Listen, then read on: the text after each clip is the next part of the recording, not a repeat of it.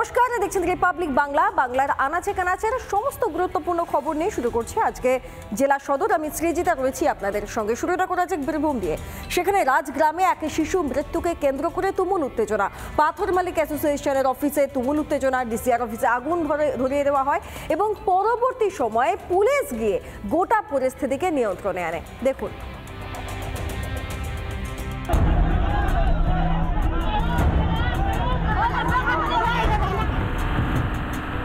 বীরভূমের রাজগ্রাম এলাকায় শিশু মৃত্যু ঘিরে এভাবেই বাঁধল তুলকালাম।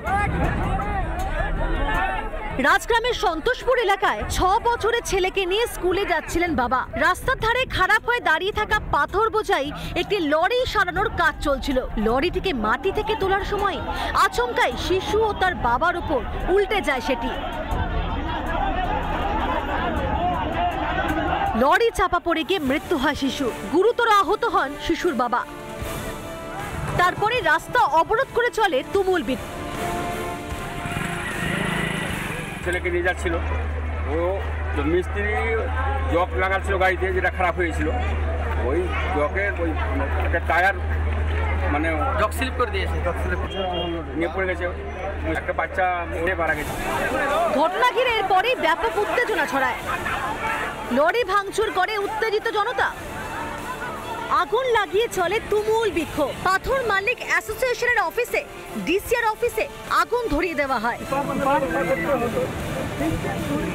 প্রশাসন আছে এখানে, আলী খান, টুটুল খান, গাজলু, এদেরকে নিয়ে এসে লিখিত করে স্ট্যাম্প পেপার করে দাও যে ক্যাসারের ধুলো, রাস্তায় কোনো গাড়ি যানজট না থাকে, প্লাস গাড়ি আস্তে আস্তে যাবে, খালাসি হেঁটে যাবে, হেঁটে আসবে, ওভারলোড বন্ধ হবে, এটাই আমাদের দাবি।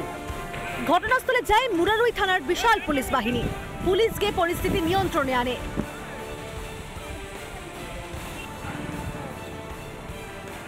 বীরভূম থেকে মনোরঞ্জন চট্টোপাধ্যায়ের রিপোর্ট, রিপাবলিক বাংলা।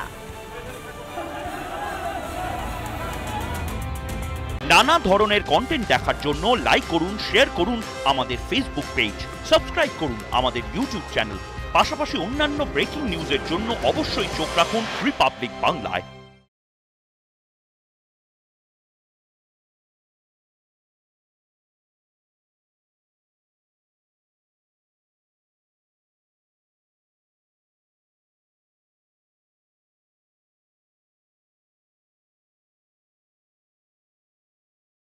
নানা ধরনের কন্টেন্ট দেখার জন্য লাইক করুন, শেয়ার করুন আমাদের ফেসবুক পেজ, সাবস্ক্রাইব করুন আমাদের ইউটিউব চ্যানেল। পাশাপাশি অন্যান্য ব্রেকিং নিউজের জন্য অবশ্যই চোখ রাখুন রিপাবলিক বাংলায়।